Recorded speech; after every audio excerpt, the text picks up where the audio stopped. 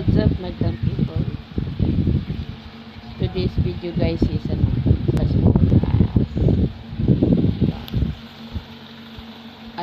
nagkalat lang ng mga damit.